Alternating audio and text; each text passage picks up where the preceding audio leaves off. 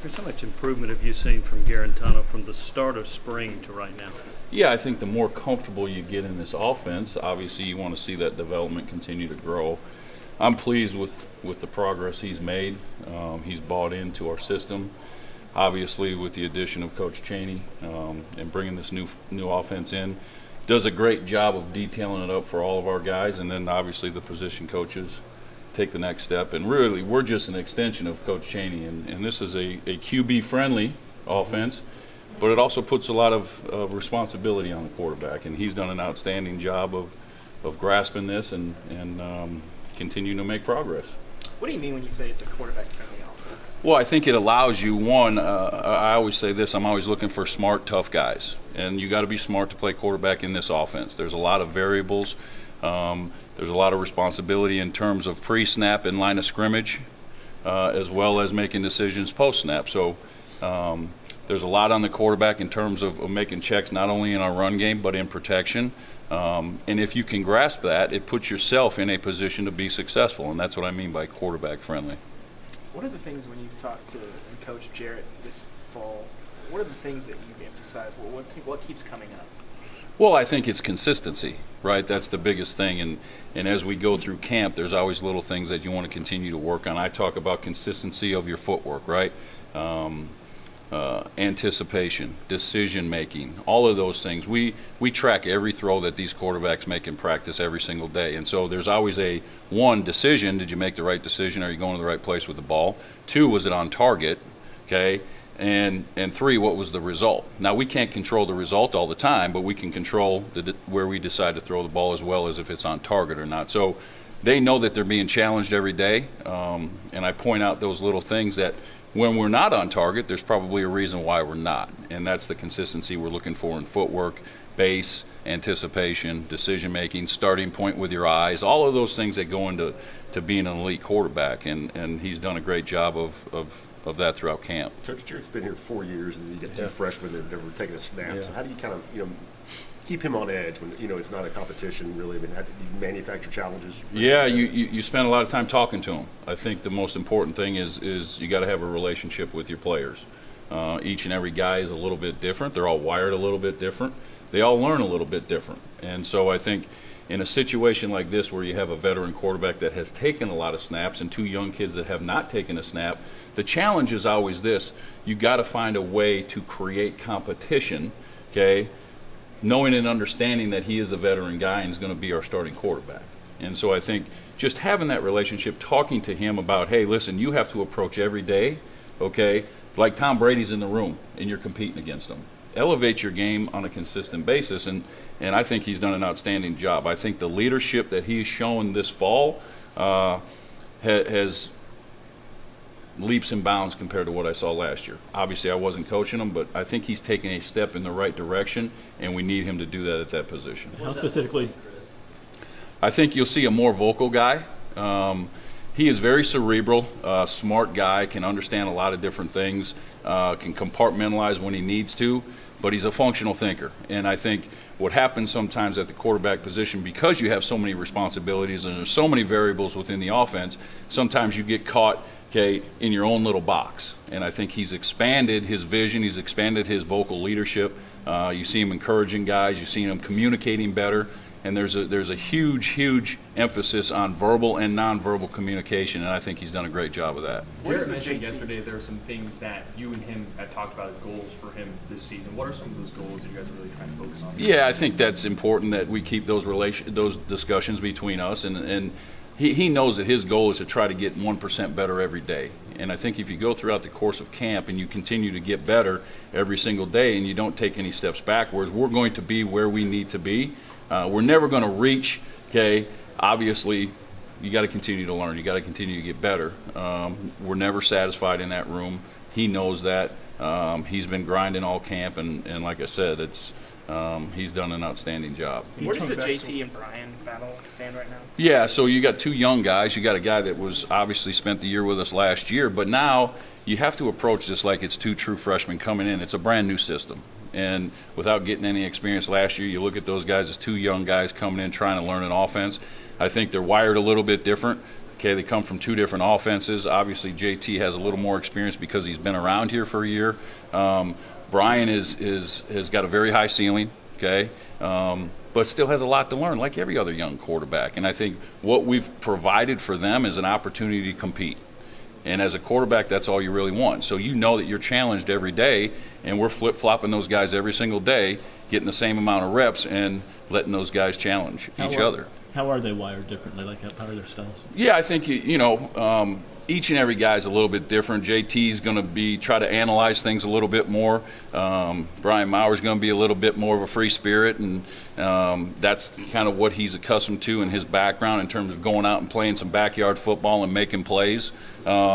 Probably to make more off-schedule throws. If you understand that, hey, listen, it breaks down. He can run around and make a bunch of plays. That's what he's accustomed to doing.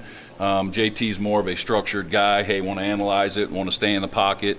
So you're looking at those guys, and they're different that way, and probably their approach as well. How are they kind of taking care of the ball the first preseason? Yeah, we emphasize it.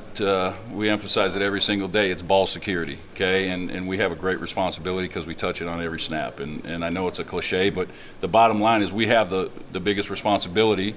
To one, we can protect the ball through our decision making. 2, protect the ball anytime we leave the pocket. 3, okay, you always have to protect the ball in any type of ball handling with the running back. So every single day that's being emphasized, I think they've done a good job. Listen, we've had lapses, but so does every quarterback throughout the course of training camp when you talk about, throwing over 500 balls, okay? And I think the decision making has been good, okay, can always improve.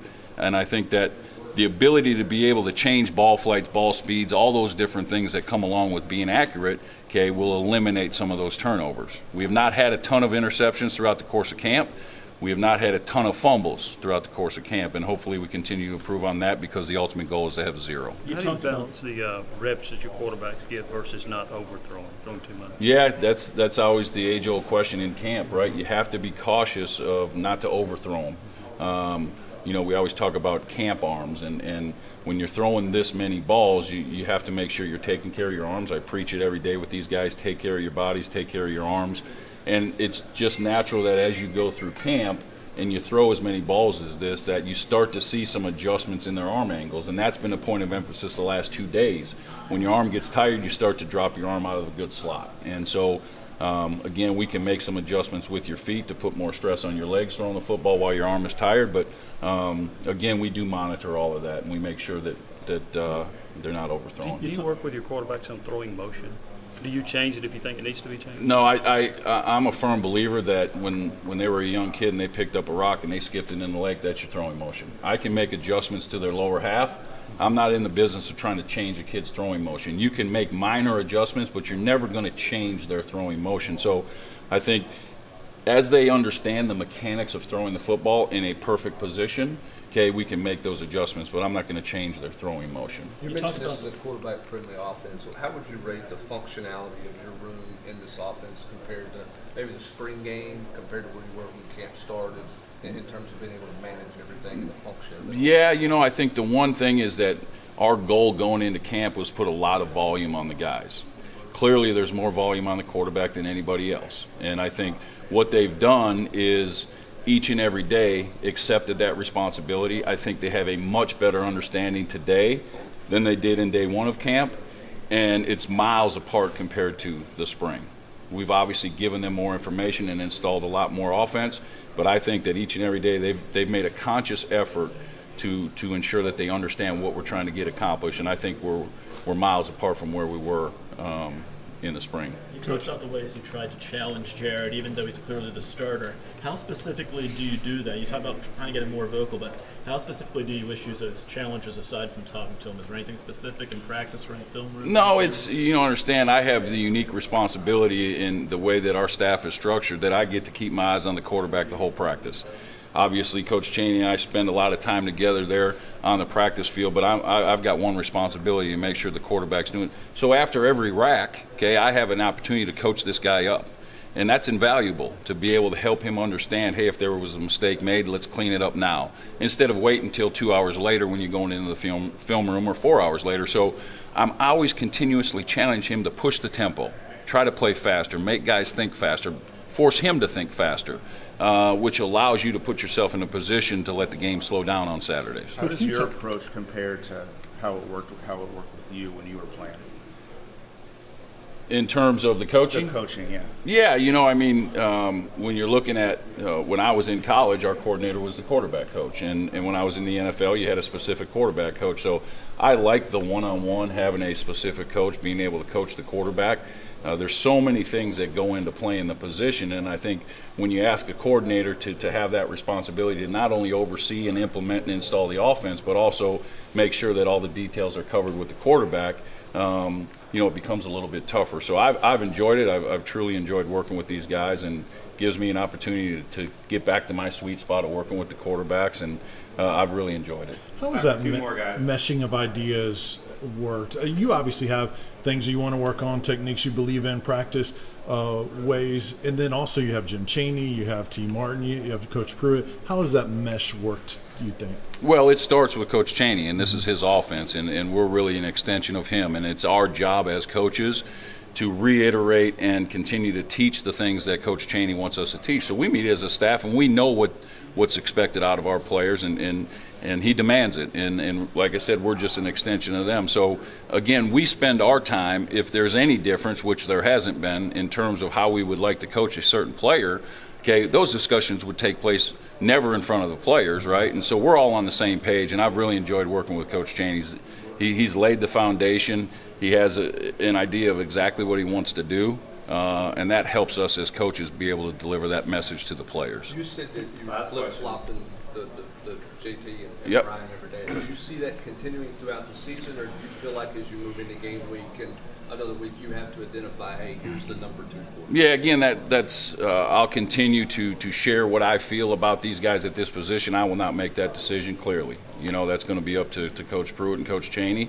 Ultimately, I don't know what the plan is. Our goal right now is to focus on one day at a time, okay, and continue to let those guys compete, and then we'll let the chips fall where they may.